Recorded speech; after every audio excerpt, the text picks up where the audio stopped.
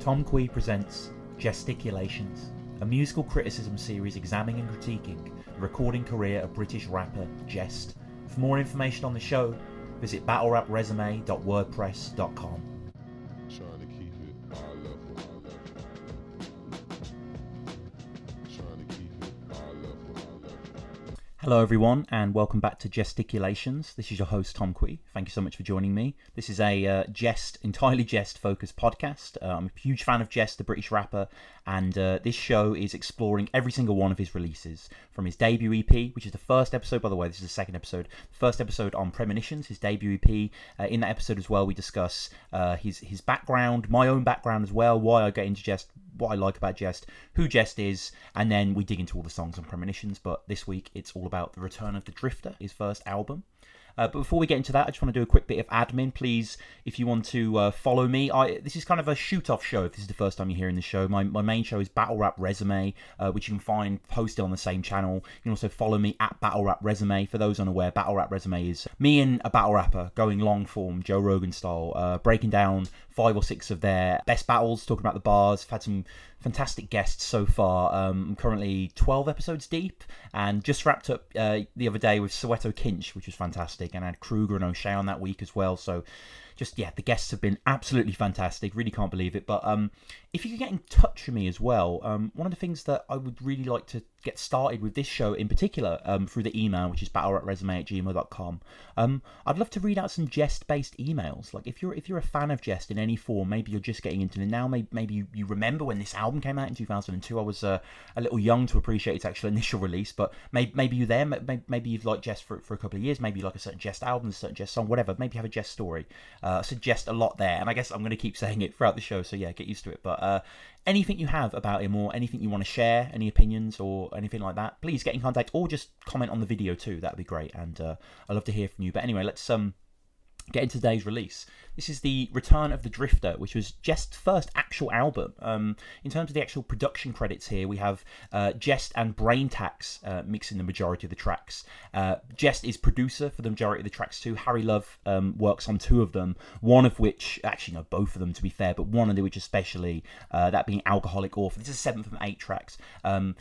Alcoholic Author is incredible, and then Staircase to Stage is also another really, really good song. We also have DJ Ideal providing scratches on the first 6 tracks. There's a lot of scratches on this album as well. It's got a lot of that throwback sound, a lot of that kind of heavily sampled kind of motif. You know, it's no surprise here that there are mentions of Third Eyes, and there's a Kalashnikov, and there's ODB, and it's all kind of stewing in this glorious, unironic 2002 hip-hop stew, and it just makes for an absolutely incredible release. I mean, this debut album is in many ways kind of the perfect follow-up to what Jehst had promised on Premonitions. I mean, very few people in my eyes, like really, if I'm kind of trying to say what it is about Jehst that I really like, I've been trying to think about this between doing the Premonitions episode and coming up to this episode, just thinking about what is it exactly, what is the essence of this person that really appeals to me, and why do I love his music so? And I think in a certain way, I'm talking about this purely, I guess, on a lyrical level, although we'll get into the music in a second. There are very few people, very few artists that, to me, are able to craft striking imagery while still using complex phrasing and commanding like a flawless cadence. Like there's that perfect melding between the 3 there. Like not only are the ideas wild and original, and kind of, you know, Jehst also reappropriates common symbols throughout his music as well. Like I love the fact that he is high and low culture. Like he will reference some religion or movement or whatever that you'll have to look up and you'll find on some sort of heavily hyperlinked page or something, you know, something really weird. And then he'll kind of go into, say, there's a great song off an album we won't be reviewing for a few weeks still, but The Dragon of an Ordinary Family. The song is The Illest, which is one of my favourite of his songs. The production of that song is absolutely incredible. If you haven't heard it yet, if you're just kind of following me as we're getting into the show, jump ahead and listen to The Illest. It's an amazing song. But yeah, there's a line in that song just on his kind of culture class. I'm living the dream, looking goofy like Steve Buscemi with a shorty like Shilpa Shetty. So it's kind of she of celebrity Big Brother fame to most of us Englanders here, little Englanders, post-EU Englanders, sadly. But let's get on to Jehst. That's one of the reasons that I do love him so much. So we have that kind of, you know, that cultural element there, but also the kind of like the wonderful command of language, the way that he forms these sentences, the way that he flows these sentences as well. But beneath all that is the music as well, and it's incredible how in tandem his leaps are in quality. Like in terms of the lyrical nature, like we're going so much further than what Premonitions could have ever imagined. And sonically too, like, you know, the world that Jehst is painting here is just absolutely immaculate, and the verses too are immaculate. I really think the opening 7 tracks of this thing are the truly astonishing moments. Now, not to say that the latter songs aren't great too.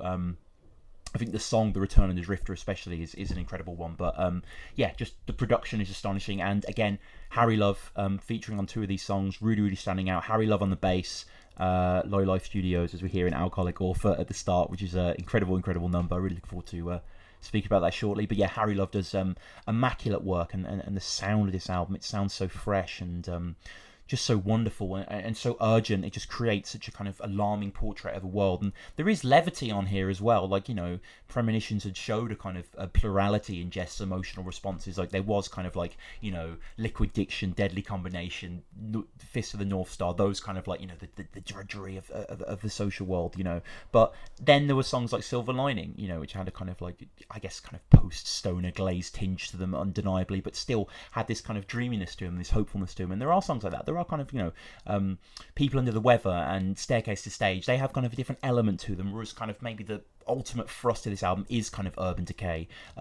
Songs like City of Industry and Alcoholic Author and 1979, I think they kind of form that trilogy there, whereas kind of like the Skit and Bluebells, they kind of play in between. But again, I'm teasing these out. We will jump into each track as a whole and just, yeah, wow, this is such a good release, so I can't wait to jump in. The album kicks off in absolutely triumphant fashion with High Plains Anthem. I mean, this is a absolutely incredible song. The mood of this song is so unique as well amongst Jehst. The use of the instruments, the imagery, the overall kind of palette of the track is wonderful. You have the kind of the great beat intro, the drums coming in, the lowering siren, you know, we get the High Plains Drifter, the kind of echo kind of coming through there, kind of, you know, behind you almost, you're kind of looking over your shoulder, this character's being announced, and this kind of is what this song is. This song is kind of establishing a character that I guess Jehst wasn't really exploring on Premonitions, but this is something kind of he'll push forward later on in his stuff. That is kind of the character of the High Plains Drifter. There are many names for this character, but it seems to be the dominant character that Jehst pursues, especially on this release. It's maybe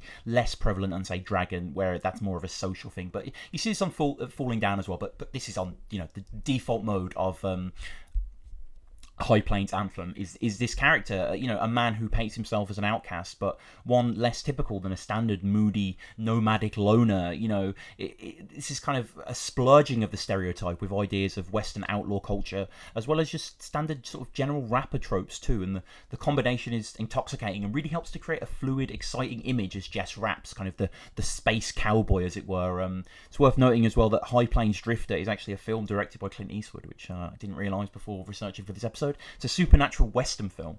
And I love the fact, for example, in the opening bars, to kind of back up that kind of idea, that we have the juxtaposition of the cowboy entering the bar with Rizzler, which I guess they did, you know, cowboys did do roll-ups, so it's kind of understandable with the tobacco and stuff like that. But it's just kind of a nice little kind of jerky point there. So he's like, I walked in a saloon at high noon, the moonshine sipper, spit a new rhyme till it's hasta la vista, the King Blue Twister, smash a transistor, you know. And it makes reference to this more explicitly later on. It's the High Plains Drifter that had to resist the sickness of the city life. I'm sat by the river, a packet of Rizzler and a flask full of liquor. I made the locals ask, and then a voice kind of comes in like, who's the masked figure? Like, again, so there's a sense of humour here, and that happens throughout this track. There are several vocal bops that come on, and sort of just certain syllables and words will be taken up by a different voice behind Jehst, and it gives the idea of kind of a saloon nature. And there's lots of you know, maybe slightly empty, but exciting multis, stitching up my injuries and flipping imagery, mixing toxins till I'm lost in the synergy. And the rap, the flow is absolutely delicious. The way that Jehst rides this piano beat, which is prominently a piano beat, a very kind of soft piano line that feels like, I mean, one of the things that's always in my mind when I listen to this song is Mimi's Haberdashery. I don't know if anyone's seen Hateful Eight, which is a fucking amazing film, Tarantino's new film, so good. And it just, I mean, I know that's not in a saloon, but it's kind of in the same kind of like, you know, way station kind of thing, and you can kind of imagine kind of like, you know, the fire and stuff like that. But yeah, the piano line is absolutely wonderful, coming out of this old like saloon bar kind of calliope. It just sounds brilliant, and the writing is just absolutely searing. Jehst continues to plough this kind of cowboy metaphor so well. I stand in the blistering heat as the epitome of the anti-hero, tipping my Stetson, space cowboy. I drink whiskey with George Jetson. So again, there's those two kind of levels. 2001. So yeah, again, 2001. Rap songs, love doing this, and I love hearing it. I love, especially later on, I mean, kind of like, post 2000 is less interesting, but historically when, in the 90s especially, and in the 2000s when they're just sort of, 1999, whatever, you hear it in the song, and here's the stamp of time.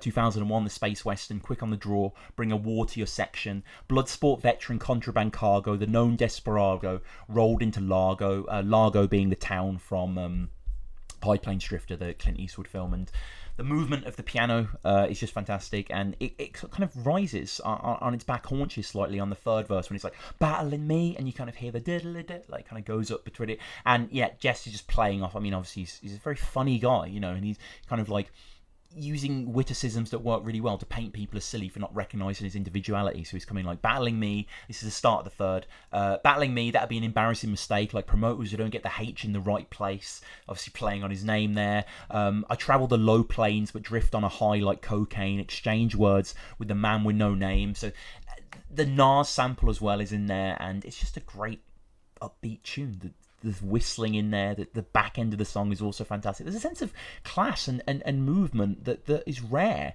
in a lot of hip hop. Like, it's not necessarily that the song feels live. Like, you can detect the samples all over the place, but there is just something cohesive and authentic. It just oozes a sense of class and presence. This slightly, reminds me slightly of Abe's Odyssey, kind of like this sort of, not necessarily like obviously Abe's Odyssey, but kind of like if anyone's played that game, that Stranger's Wrath, kind of those sort of like Western kind of worlds, this slightly off-kilter outlaw Jesse Wales figure that Jehst is inhabiting here, and it's just a huge leap from Premonitions. It's as a song as well, like just as a construct compared to anything off Premonitions, it's just so much more focused and interesting. Again, you never really hear beats like this again from Jehst, and it's great to just hear him doing this and putting it as an opening track as well, a statement, not kind of hiding it in the middle of the album like this is what people are going to hear when they hear the crackle on the old vinyl, as he says. And the song just feels a lot more organic, and it's structurally fantastic. 3 really enjoyable, brilliantly written verses. The person who doesn't need TV, he reads tea leaves. Again, just the divide throughout the entire thing is terrific, and Jehst's personality is constantly, seemingly, in this divide between the high and the low. And the final section of the third verse acts as kind of a great summation on the ideas within the album of the whole, that this guy is a drifter of the high plains, as I say. So that is, in essence, paradoxical. The dirty rascal or the king of the castle. I'm partial to both titles. The soldiers quoting the Bible, holding my rifle to false idols. I love the crackle on the old vinyl. I rock break loops and make moves from my HQ. I stay true to the ancient ways. The herbalist curb surfer riding pavement waves. I mean, Jehst is one of the best at describing himself in a sentence and repeating that throughout different songs and different ideas. But I love that, the curb surfer riding pavement waves. It's kind of goofy and kind of ridiculous, really, but it just kind of plays to that essence of bringing out the kind of mystical with what seems set, and it fades out, long form, which kind of adds to the classic nature. It doesn't just kind of end on a breakbeat stop. It doesn't halt. The beat gently ushers out, and you get to appreciate that gorgeous piano until the very last second, and it just sounds terrific. I can't get enough of this song. Whenever it starts as well, like, you do hear it, Are You Ready, in the start, and like, as I say, the sirens and the High Plains Drifter and the echo, and it all comes together. And when that piano comes in and then Jehst comes in on the beat, it's a wonderful, wonderful experience, and it's an unbelievable opener. Absolutely terrific song. And it leads us into the second song, which is just called Skit. This is a skit, I suppose, as well, although I guess kind of it's more technically an instrumental. There are lyrics, but the lyrics are kind of part of a sample that's kind of played in almost as a hook. Those lyrics being, we emerge from the thick smoke, and some organs and some horn. It's like, we emerge, like, that kind of thing, and it's kind of offbeat rhythm with the horns intruding more and more as the song goes on, and almost a sense of the kind of the words themselves emerging from the thick smoke of the instrumentation. In a sense, you kind of get glimpses of what the actual hook is, and then by the end of the song you're sure, and there's a sense of kind of the encompassing around you. I think it's not as interesting as the instrumentals on Premonitions, though, that being Eye Level, which opens, and then India, which closes it. I think both of those are more interesting than that. They both have a kind of higher reach that maybe would feel out of place though, because I understand why this song is here. This song is here because you can't go from High Plains Anthem into City of Industry. It just wouldn't work. Like, it just would be too jarring of a mix. And I think Skit, whilst it doesn't necessarily embody either of those tracks explicitly, it's just a nice kind of, a palate cleanser before you jump in. And you have the occasional stab of trumpet rupturing that sense of tethered calm. I mean, this is, the definition of a skit, really. It's just kind of a little filler that goes in between. I like it. It's not unlistenable too. I mean, a lot of skits certainly can be, but that's more because they're kind of long vocal pieces and you kind of know them off by heart too much, and they're kind of annoying anyway, rather than instrumental tracks. And it's great to have an instrumental track on here. I think the other instrumental track on this album, Bluebells, is a lot better. But this isn't to say that this isn't a good little moment. And again, it's very, very brief. 1:06. It's the shortest thing on the actual album itself. It doesn't outstay its welcome, and it leads us into one of the very best songs maybe that Jehst has ever done. I don't know. I absolutely adore City of Industry, and perhaps it's because it was the first Jehst song that I ever heard, and I remember it vividly. It was my first year of university. We were just sitting in my room, just kind of everyone just hangs out in everyone else's rooms, and we're just listening to music. And some guy that I didn't really even know, shout out Michael. I'm pretty sure he's listening. He's a good friend now. But yeah, he just put music on Spotify, and then he put this song on, City of Industry. And if you've heard City of Industry, you know that it starts with that absolutely incredible beat. Like, I literally can't describe this instrumental. You just have to listen to it. It's kind of like it has this gorgeous kind of thrum underneath. But what is the main precipice is the syrupy, backward-driven guitar. This kind of really piercing, somber, melancholy, kind of instantly getting paired with the title. Obviously, I didn't know the title at the time, but like paired with the title of City Industry, it creates this industrial sense of despair so vividly. But when he put this song on, I was like, oh yeah, I was like, wow, what is this? So, it just kind of, it was just interesting. It was interesting to listen to. And then Jehst came in. I'd never heard Jehst rhyme either, and then Jehst came in on top of it, and I was just like, those lyrics, like, they stunned me. I remember instantly going over to the laptop. He was on my laptop, and sort of grabbing the song on Spotify and putting it onto one of my playlists just so I could sort of remember it. I was just like, oh, this is great. And then he started telling me about Jehst and who Jehst was, and like, and my other friend as well was like, oh yeah, Jehst. So I kind of like, I was absolutely oblivious, never heard the guy before in my life until that moment, and then from then on I just became a huge fan. The first thing I went to was this album, and didn't really look back since. And then years later, actually, when I was a big Jehst fan, I saw Michael after university, just at a bar or something, and I came up to him and I was like, oh man, I owe you. And I think he thought I meant that I like owed him money, and he looked quite, but I was like, oh no, I owe you for introducing me to Jehst. And he was like, oh okay, he was I think he was almost as pleased as that, but no, yeah.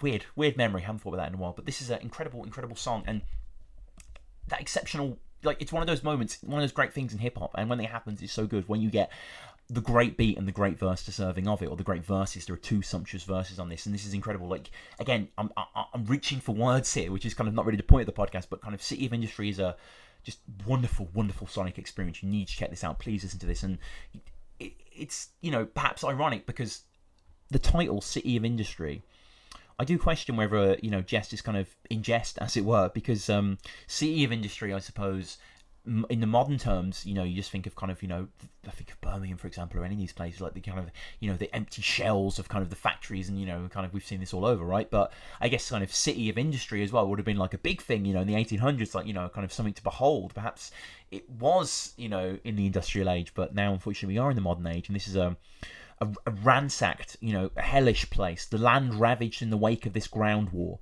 the quintessential outlaw. So again, we have this kind of High Plains drifter character. Eye of the storm, my tears fall as a torrential downpour, the flood. Now, the rhyming in this section especially, I think, is just absolutely fantastic. The flood, your death wish written in blood. I came in from the cold, clothes dripping with mud, gripping a club, primitive as stig as the dump, swinging a punch, the bad seed pick of the bunch. I drink black rain, take another swig and I'm drunk.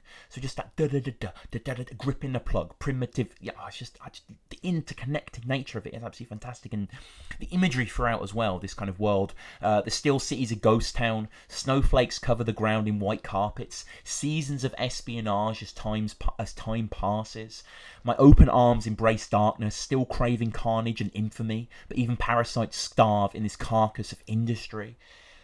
Haunting and just glorious, like kind of like not over the top, because this is dealing with something very serious, and kind of the images that he conjures are just perfect. You're talking about the forked tongue of a liar, the snake. There is a little voice in the back as well, similar, I guess, to High Plains Anthem as well, that comes out. I mean, this is just such a giant leap in quality again from Premonitions. I mean, I keep saying it, but I've got to say it again. It's a standard that Jehst would never really drop beneath, and often, maybe even rise above, but it just doesn't matter. This song is too good to ignore, and the sample is just the pinched, desolate high strings above that kind of similar riff repeating underneath. The beat is like wincy, it feels like it's wincing at you, and the world he paints is also something that kind of, you always want to shy away from. He had the third eye, keep your third eye open sample that just kind of sounds even more powerful over the kind of beat as well, and the beat is just given a lot of time. We have the fade out, but we have not much going on there. That is just the outro for the riff itself. Lyrically, it's empty, which it needs to be. And then before it actually ends, we kind of have the character trying to escape and painting a horrific image of the world that he is kind of seeking parlay from, reflective, like a gemstone in a cesspit. Jehst gives beliefs to a skeptic. The truth neglected, like open wounds that turn septic.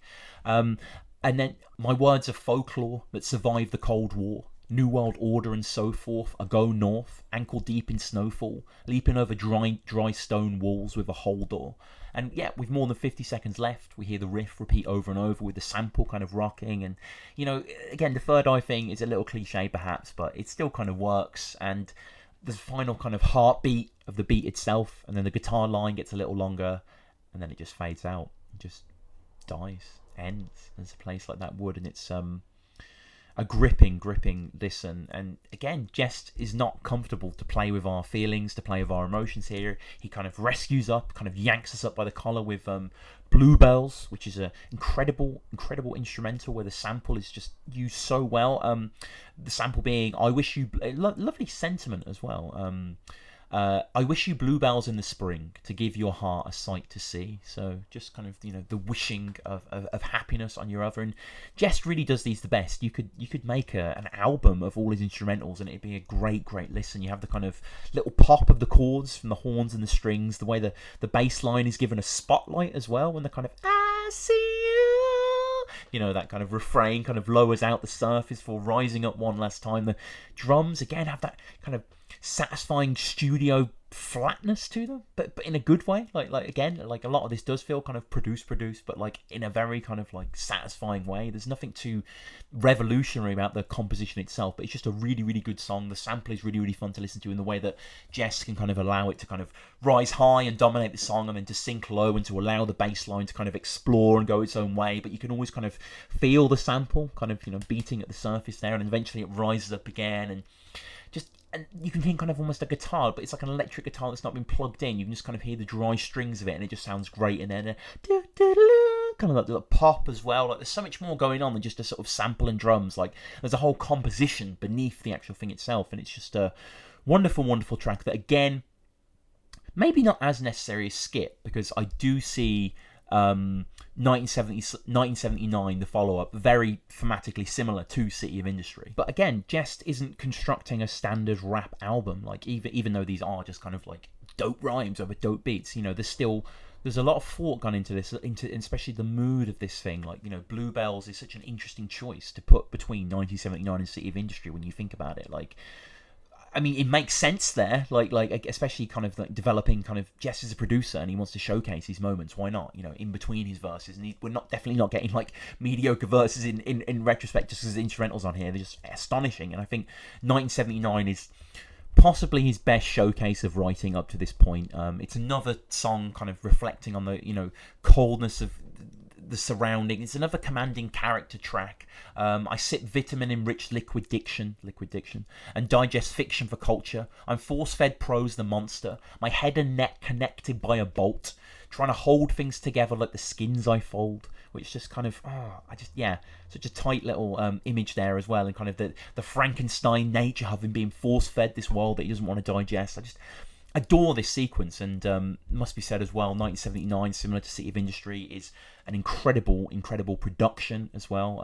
As the drums end from Bluebells, as they softly end, we have them back resurgent quite quickly into that sweeping, kind of almost breathtaking instrumental. Like the ODB sample suggests something quite different from where we actually go, that being from Triumph. Let's take it back to 79.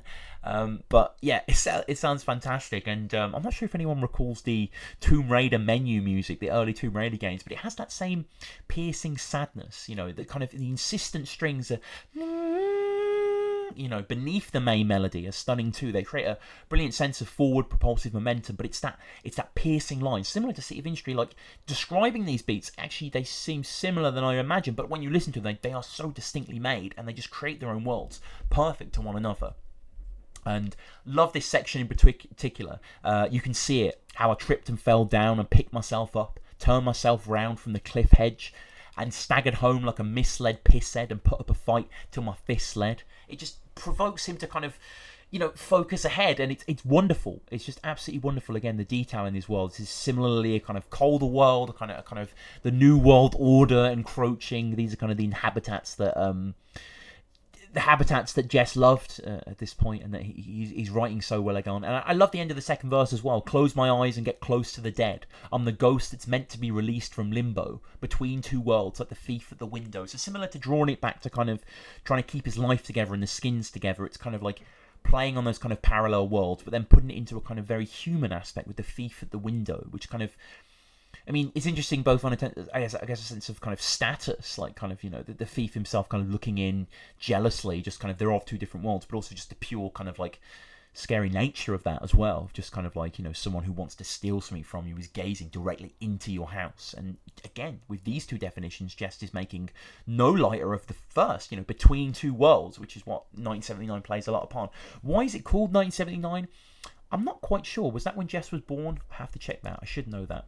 Probably was, yeah, but also because obviously we have the glorious ODB sample as well. But yeah, this is a amazing song, and the production, especially of this one, is probably my favourite. The entire piece, I just think there's such a mood here, and not much variety really. Jehst just lets it does its thing, but occasionally it'll come out, and the drums will come in, those kind of clattery Salvation Army kind of drums, and then the beat will come back in, and it just the song's long in a certain sense. I think the song is over 4 minutes, which isn't that long in the grand scheme of things, but for a rap song, it's fairly long, and a lot of that is taken up by the beat. But again, the beat is just nourishing. It's just a gorgeous beat, and Jehst does it, perfectly. The spirit of ODB continues into this RZA janky style beat of a song, the Trilogy, which is more of a kind of throwback sort of posse track. I guess thematically it doesn't kind of make sense that much in the album, but it's it's fun. Jehst refers to himself as a stone-aged beat maker on this, and this does really feel like something from the Stone Age. It has this heavy hittingness. I love this really janky, slightly off-center beat. It sounds terrific. There's Free on here, as a Trilogy would suggest. There's also Ricochet and Tommy Evans. Tommy Evans, who we saw on Deadly Combination, back on Premonitions. Kind of a funner verse from Jehst here. More of a kind of, throwaway. Putting LSD in your salt shake. Putting LSD in your salt shaker. Well, if it's in bad taste, fuck it, that's my flavour. The dirty-faced crate raider. It's kind of a similar incarnation of maybe the earlier Premonition-style Jehst, but still at a newer level, really good. Ricochet again, not a bad verse, bringing the light like Thomas Edison, swinging like pocket watches and pendulums. I really like that. He rides the beat well as well. This is a kind of odd beat, but they all nail it, and I love the kind of bonging bells in the back of this beat as well. There's kind of the standard kind of weird piano moment, and there's kind of kind of those little moments. He's a stick-up kid like Dick Turpin. I've always liked the line as well of Ricochet. Crew travels in 4-packs tighter than lager cans. Always just like that for some reason. And here we have Tommy again, gives another enjoyable, brilliant verse. It's mostly focused on kind of, conductor, constructor, musical, beautiful chords, suitable for all sorts. My life's finite, rewind, watch the highlights. And Orson Welles references there. He's a film noir third man. He has this great way of announcing and pronouncing. I love the way Tommy sounds on this beat. And there's not too much to say on this one, really. It's kind of 3 really good verses with the beat. A good song, good to have in here. Definitely a kind of change of pace again to kind of put us off kilter, but not too incredible. Not at Alcoholic Authors standards, for example, which is the next song I'm going to speak about, which is I think this is my favourite Jehst song ever. I have to say that. I've listened to pretty much all of his albums pretty in depth, and kind of top 5 will change constantly, but this song, for some reason, I just can't get enough of it. From the opening drums, that kind of weird skittery arpeggio kind of guitar, and the kind of skitter scatter, and the way kind of certain beats go vroom, kind of beats, things will stop in the background and kind of halt and pulse forward, and it just has this wonderful gallop to it. It's great sample at the start as well. This is Harry Love on the bass, Low Life Studios. Harry Love on production. The drums sound amazing. 2001. Incredible lyrics. I mean, spellbinding. I think I'm just going to read the whole thing, because I just think the opening verse is absolutely incredible. Like Bukowski, the alcoholic author, son of the devil, I'll turn wine into water. My physical form's a metaphor for disorder. Absorb the trauma, my status is borderline, and I'm short of time, sure to find my keeper. Alive within reach of the reaper, the light sleeper. Drifts deeper into darkness, read my palm and see the evil of my forefathers. And that's when the pause happens, and then kind of comes back, and it's like, born after the last generation of gypsies. It's just unbelievable. And Jehst's references are incredible here. The sense of epic world that he conjures is unbelievable. Obviously, it's called Alcoholic Author because that's just the opening line, and it kind of like, it feels like one of those songs where you just kind of like attributed the opening line for it. There's not too much being said in the grand scheme of things here, but again, it's just this kind of, it's got the trilogy, isn't it, really? I mean, we just had the trilogy before, but I think the real trilogy of this album is 1979, City of Industry, and Alcoholic Author, like as kind of the desolate modern world post-apocalypse kind of ideas here, Bicentennial man, hunter-gatherers who run with the scavengers and brave the dangers. My tongue's a labyrinth in this maze of pages, playing David. I stand defiant to the last dying giant, the android man. I walk silent and talk science, the child who sought guidance. The war cry echoes through these blood-stained empires. The sample is awesome too, the way kind of lots of different things are used here in the hook. The mention of dandelion and burdock and the old tinky tonk piano thing. So it's kind of, I've kind of tried to notice down here, it goes a man of many premonitions, Jehst, and it goes vagabond, scruffy little man from the wasteland. Then we hear Jests from a song Cosmic Gypsies off Task Force's debut, great song. Moon juice sipping, stepchildren of the earth gods, mixing Smirnoff with dandelion and burdock. I mean, that's Jehst all over, isn't it? Like the literal mixing together of those two ideas is fantastic. A man of many premonitions, as we've heard on his debut, Jehst, and then again, vagabond, scruffy little man, and then we have speaking in barbed wire tongues is the final one there, and the idea of cutting out the weather vein, which is just kind of a nice pun, and hearing blood water coming out of the weather's vein. Fucking love that. Tapping out the Lord's Morse code on my window pane. Just glorious imagery here. Brave hearts keep beating to the hardest drums. Bastard sons are lost gods long forgotten. Monolithic heads on this island gone rotten. On top of the world, we're on the bottom of the food chain. We stay the same, but our fears take a new name. Terrific sample as well, like kind of a world kind of losing out on any sense of hope. Look, we got to hold ourselves together. We got to see, man, if we go to pieces, someone out there is going to get us. And then you have the latest sports news off the street bite. Our friends are on second base and trying to make it all the way home. But the inside word is that the odds are against them. Stay tuned, Bumba Raz. Stay tuned. The sample plays out, and with 2/3 of the song is Jehst, and then the final is the sample. And it just works incredibly well. It's an unbelievable song, Alcoholic Author. A great demonstration. I remember playing it for a friend once, and I think I just put it on YouTube or something. We were just hanging out in her room, and she was like, "What?" She's like, "How have I not heard of Jehst before?" Like, she was just stunned by it. And I was like, I know. This song is really immediate. The movement is glorious. He just sounds incredible on the beat. The production is pristine. It's a triumphant song. I'm kind of out of words to say about Alcoholic Author. It's my favourite Jehst song. And from Alcoholic Author, we get another amazing Harry Love cut. This is Staircase to Stage with J Zone. This is an interesting guest, someone that I'd never heard of since, and who I don't really think gives a great verse here, but little information on J Zone. I wonder how this happened. I wonder why he's on this. I don't really know. Annoyingly, I couldn't seem to find anything on the context of this album too much as well. I realised in the first episode, Premonitions, I had quite a lot of good quotes about kind of the production of the album and stuff, but hopefully Falling Down will yield more stuff. But J Zone. This is from Wikipedia, ever reliable. J Zone from Wikipedia. Jay Mumford, better known by his stage name J Zone, is a rapper from New York City, known for his quirky lyrics and trash talk style of rapping, which he does kind of have that on this song. J-Zone released a string of idiosyncratic and critically acclaimed albums in the late 90s and 2000s and acquired a cult following. But then basically it says that he eventually didn't seem to find any commercial success, and apparently eventually walked away from rap, and in 2011 published his book Root for the Villain, Rap, Bullshit and a Celebration of Failure. So there you go. Apparently it's one of the funniest and most honest books ever written about the modern music industry and its luckless casualties. So that's what the AV Club. That sounds quite interesting, actually. But J-Zone, I don't really like you on this, sorry, man. But I love the fucking production, the drunken finger stumble of this riff on the piano. Like, it just, when you're a kid and you just go near a piano and you just kind of slam your fingers on it, whatever, just because you just want to hear the sound, It has that kind of sploogey feel to it in the best possible way, that kind of staggery, kind of half intoxicated kind of way. Like, the consistent drums underneath, and it's more back down to earth with these sort of songs. Kind of the happier, bouncier flow of High Plains Anthem is back, and that's engendered by this just amazing production. And Jehst is fantastic here, kind of playing with more kind of ideas that he'll explore more explicitly on Dragon. Mad broke, saving up coppers in a glass jar for a bag full of dope and a crate full of Sparvar. My flow is like a crowbar to a fast car. I'm joyriding till I get where the stars are, and then bling blinging like Jar Jar's rings, but you're funny ha ha like Jar Jar Binks. And he still got time to throw in a few kind of sci-fi existential references there. Fuck tags, I leave my name in the crop circles. I run tracks because I learned how to hop hurdles.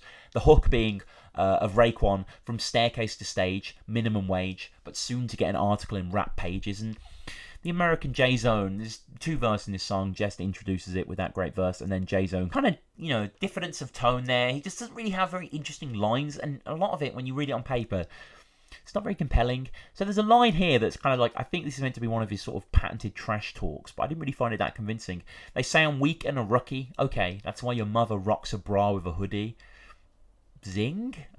But I'm broke, so I'm done with hoes. I need a check that looks digital with ones and O's. Maybe I should get a job spitting at co-workers. I'm looking up blouses, but not clicking mouses and cursors.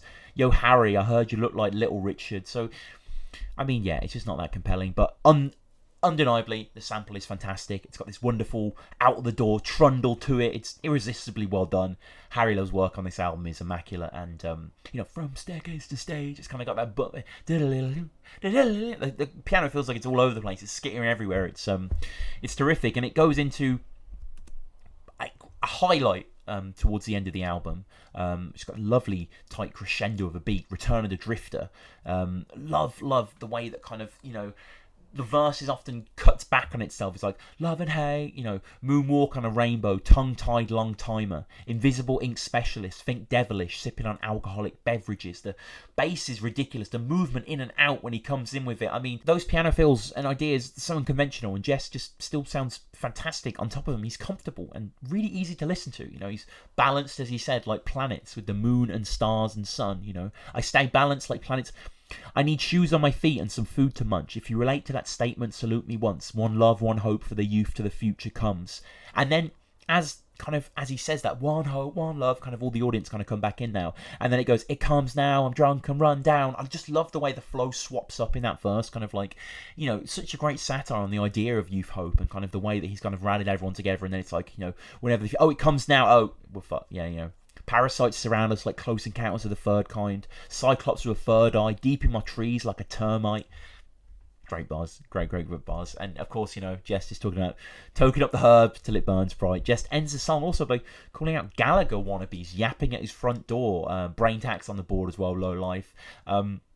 Adventure. This is what he says in the outro. Adventure in New Bohemia. The Drifter is now housebound, and all you snotty nosed, spoilt little Gallagher wannabes yap barking at the front door. Don't know what happened now. And then Braindex on the boards there, and it has this kind of glorious sort of shortness to it. It's 2 minutes 50. It's a tighter track, and just the piano is always doing interesting things here and kind of moving in and out. Jehst has experimented with the flow, like 1979 City of Industry, one more kind of traditional kind of beat and flowing up top. Here the beat is a bit different. The beat will stop and start. The beat has an odd sound to it as well.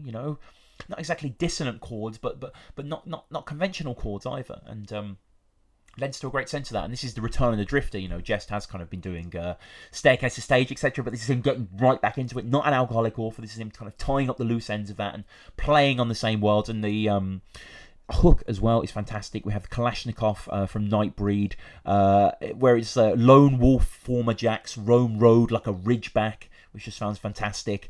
Shabby Tap, I walk Aggie with a hunchback.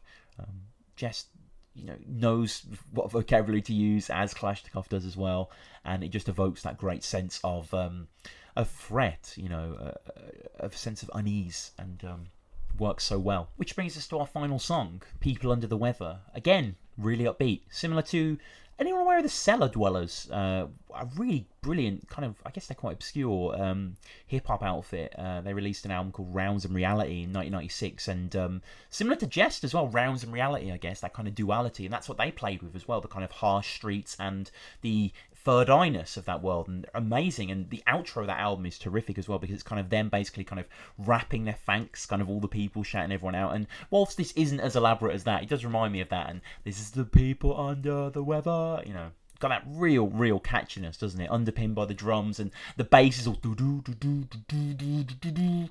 The xylophone as well, is that what I hear? Kind of reminds me slightly of supermarket announcement music, but in a good way. And we have A Saviour back. This is someone that Jehst has known since his teenage years, and that he's collabed with many times, and him and A Saviour kind of trading verses, and then the hooks coming in, and it's got a great kind of feel to this, jazz hands-esque, kind of recalls the intro track with the positive world nature of it. A Saviour from Premonitions returns, and all the instruments sound good again. All the instruments sound great again. Great chord stabs. The bam, as Jehst comes into his second verse, and just sounds so good. He just flies off this one. It just sounds so elegant, really skillful. Love the fact that they call out the people at the end, all the people going for it. Ends on just a final chord, and then it's like a bump. It doesn't kind of have like a long fade out like so many of the tracks have. It just kind of comes out, and they trade lyrics on this. I don't think lyrically this is that compelling of a song. And A Saviour, I think I'd prefer just hear Jehst going at it, but I understand why A Saviour's on here, and he does a good job. But sometimes it's a little hard to hear on the beat, where Jehst kind of has such an authoritarian command and presence, But yeah, I think this song is here for the hook, and Jehst is brilliant at writing these hooks, and this is like an annoyingly catchy hook, but a great song, and the verses sound wonderful. Like the actual beat, the instrumentation of it is terrific. But yeah, this just about brings us to the end of this episode on The Return of the Drifter, which I'm sure you agree is a fucking incredible album. Maybe you'll listen to this and you've never heard it, and you just wanted to hear me talk about the album, or you wanted to hear someone talk about it. I mean, to be fair, I've watched a lot of Needle Drop where I haven't heard the record, but they're slightly shorter than this normally, but whatever. But yeah, check the album out. It's fucking incredible. So good. And I'm really looking forward next time to get into Falling Down as well. That's going to be sensational. Oh man, like China Shop Taurus, Die When You Die, ESP, Run Hard. Oh, so many good songs. Falling Down, of course, as well. Just terrific output in that album as well. So good. I think this album may be a little better than Falling Down, although I haven't heard Falling Down in a while, so I'm gonna, I normally give these albums a few weeks of listening before we do the next episode. So really looking forward to start delving into that. But finally, if you just want to get in contact, anything Jehst based, please comment or get in contact with me through the email at battlerapresume@gmail.com. Also on the Twitter at battlerapresume. Check out battlerapresume as well. Maybe you're a Jehst fan, not really a Battle fan, but yeah, check them out if you want to check out. But anyway, I've been Tom Quee. Thanks so much for listening as ever, and I'll see you on Falling Down.